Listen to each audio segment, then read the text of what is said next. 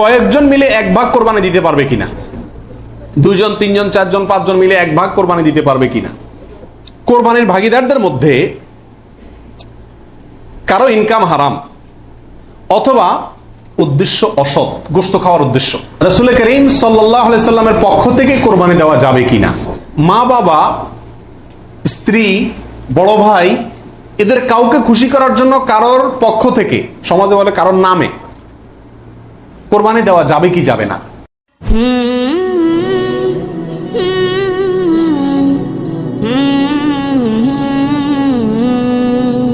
কয়েকজন মিলে এক ভাগ কোরবানি দিতে পারবে কিনা? দুইজন, তিনজন, চারজন, পাঁচজন মিলে এক ভাগ কোরবানি দিতে পারবে কিনা? প্রবাসে দেখা যায় একটা রুমে তিনজন চারজন আছে, তো কোরবানিদের দিন চারজন মিলে যায় কি করে, একটা ছাগল কিনে নিয়ে আসে, আয়না জবাই করে। তো চারজন মিলে যদি একটা ছাগল দেয় অথবা একটা অংশ গরুতে হোক অথবা ছাগলে হোক, কোরবানিতে যদি একাধিক ব্যক্তি যদি এক অংশ দেয়, কোরবানি হবে? হবে না।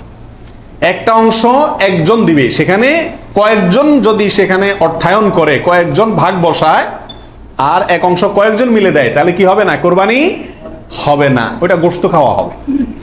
প্রবাসে যারা, যেসব ভাইয়েরা, লক্ষ লক্ষ ভাইয়েরা প্রবাসী আছেন, দেখা যায় যে 5 জন, 6 জন, 7 জন একটা রুমে আছেন, তো তারা সবাই মিলে একটা ছাগল কিনে এনে গোশত খান, কোরবানি তাদের উদ্দেশ্য থাকে না। আমি তাদেরকে অনুরোধ করব যে আপনারা কেন একটা পদ্ধতি অবলম্বন করেন না, যাতে আপনাদের কোরবানির সওয়াব হবে, গোশতও খাওয়া হবে। সেটা হলো এই, আপনাদের 6 জনের মধ্যে সবাই টাকাটা একজনকে মালিক বানায় দেন, যে ভাই আপনি সিনিয়র মানুষ বা আপনি বড় ভাই, আপনাকে আমরা সবাই মিলে 100 করে 500 রিয়াল দিলাম, আপনি এই টাকা দিয়ে একটা ছাগল আয়না কোরবানি করেন। উনি ওনার জন্যই কোরবানি করলো, আপনারা সবাই টাকাটা দিলেন, তাহলে আপনারা যে সহায়তা করলেন সব পেলেন কি পেলেন না? আর ওনার কোরবানিটাও হয়ে গেল, গোশতও খাওয়া হয়ে গেল, একসাথে সবগুলা পাখি এক ডিলে মারা গেল।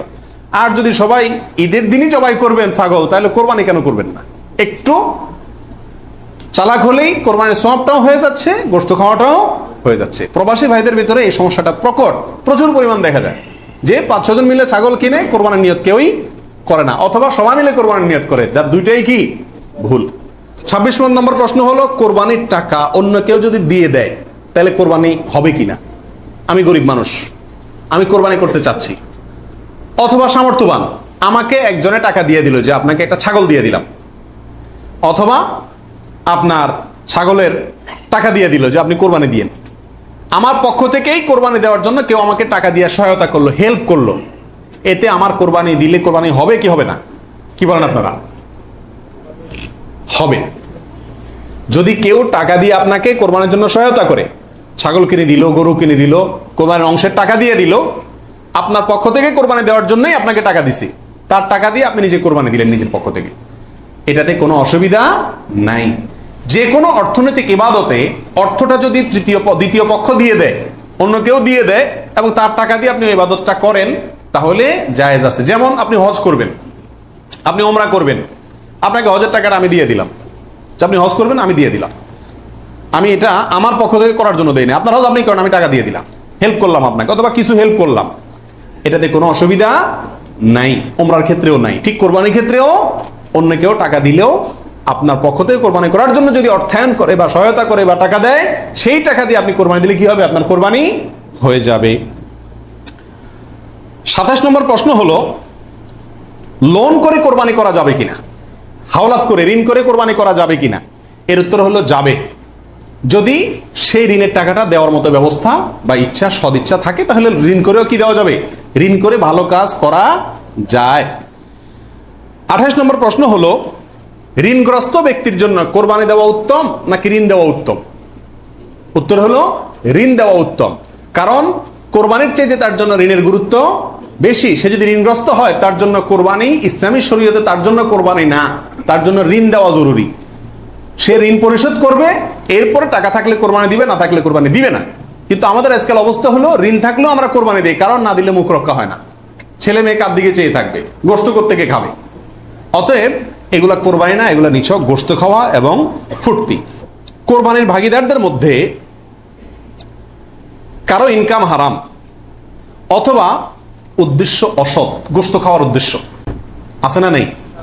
কোরবানি না দিলে ছেলে মেয়েগুলা কার দিকে চেয়ে থাকবে, কোরবানি না দিলে নতুন আত্মীয় তারা কি বলবে, ব্যয়ের বাড়িতে রান কেমনে পাঠাবো, এরকম অনেক উদ্দেশ্য থাকে কি থাকে না? সারা জীবন দিয়ে আসছি, এবছর না দিলে সমাজে মুখ থাকে না, মানুষ কি বলবে, এই মানসিকতা নিয়ে কোরবানি অনেকে দেন না। এরকম যদি কেউ আপনার ভাগীদারদের মধ্যে, অংশীদারদের মধ্যে থাকে, অথবা কেউ যদি কোরবানি করে তার ইনকাম হারাম, আর সে হারাম ইনকাম থেকেই দেয়, অনেকের হারামও আছে হালালও আছে, সুদও খায় ঘুষও খায় আবার বেতনও আছে হালাল, তাহলে সেটা ভিন্ন। একজনে কোরবানির পশুতে হারাম ইনকাম ইনভেস্ট করছে আপনি জানেন, অথবা তার উদ্দেশ্য অসৎ, তাহলে এই পশুতে আপনি এবং আরো যে কয়জন অংশগ্রহণ করবে কারোর কোরবানি হবে না। এই জন্য অংশীদার এবং কোরবানির ভাগী নেওয়ার ক্ষেত্রে বহু হিসাব নিকাশ করে নিতে হবে। যে ব্যক্তি গোশতের ধান্দায় বা অন্য কোনো ধান্দায় করে তাকে ভাগীদার নেওয়া যাবে না। কথা বুঝে আসছে? নিতে হবে যে শুধুমাত্র আল্লাহ সন্তুষ্ট করার জন্য, আল্লাহর সন্তুষ্টির জন্য যে কোরবানি করে তাকে, এবং সরাসরি হারাম টাকা ইনভেস্ট না করে ওই ব্যক্তিকে, যার ইনকাম হালাল, এরকম ব্যক্তিকে ভাগীদার হিসাবে নিতে হবে। আর না হলে ভাগী দেওয়ার দরকার নাই, একা একাই দিতে হবে। আল্লাহ তৌফিক দান করুন। রাসূল করিম সাল্লাল্লাহু আলাইহি সাল্লামের পক্ষ থেকে কোরবানি দেওয়া যাবে কিনা? আমাদের দেশে প্রচুর পরিমাণে মানুষ রাসূল করিম সাল্লাল্লাহু আলাইহি সাল্লামের পক্ষ থেকে কি দেয়? কোরবানি দিয়ে থাকে। এর উত্তর হলো, রাসূল আকরাম সাল্লাল্লাহু আলাইহি সাল্লামের নামে উম্মত হিসাবে আপনি তার পক্ষ থেকে কোরবানি দিতে পারবেন। নবী আলাইহিস সালাম নিজেও কোরবানি দিয়েছেন তার উম্মতদের পক্ষ থেকে। তবে মৃত ব্যক্তির নামে কোরবানি দেওয়ার ক্ষেত্রে জীবিত ব্যক্তির সাথে মিশিয়ে দেওয়া, মিক্স করে দেওয়া, জীবিত ব্যক্তির সাথে অধীনস্থ করে মৃত ব্যক্তির নাম যোগ করা বা তার পক্ষ থেকে দেওয়া, এটা হলো সবচেয়ে ঝামেলা মুক্ত এবং মতপার্থক্যের ঊর্ধ্বে উঠা। কথা বুঝতে পারছি?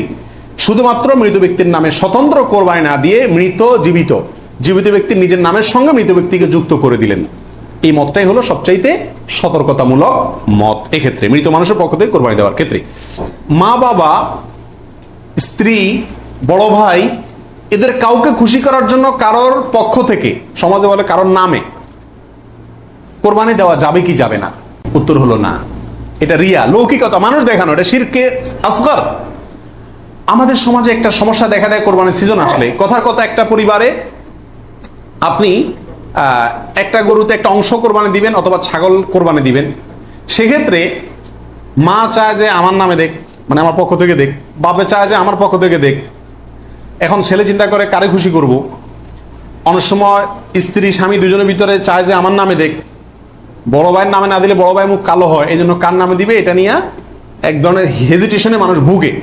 এক্ষেত্রে অনেক সময় অংশ বাড়ায় দেয় শুধু মাকে খুশি করার জন্য, যে ওনার নামেও কি করলাম, একটা দিলাম। এটা এক ধরনের রিয়া বা লৌকিকতা। যদিও যদি সওয়াবের উদ্দেশ্যে থাকে যে উনি ভালো কাজ করতে চান, সেই হিসাবে ওনাকে আমি ভালো কাজে সহায়তা করলাম, তাহলে ভিন্ন কথা। কিন্তু সাধারণত এই চিন্তাটা খুব কমই থাকে। এই জন্য কাউকে খুশি করার টার্গেটটা কোরবানিতে থাকা উচিত না। আর মা বাবা বা অন্যদেরও মনে রাখা উচিত, যার সামর্থ্য আছে সে দিবে, যে মূল কর্তা সে দিবে। এক্ষেত্রে আমার নামে দিল না, অমুকের নামে দিল না, অমুকের পক্ষ থেকে দিল না, এই জন্য মন খারাপ করা তাদেরও উচিত না, এটা বোকামি।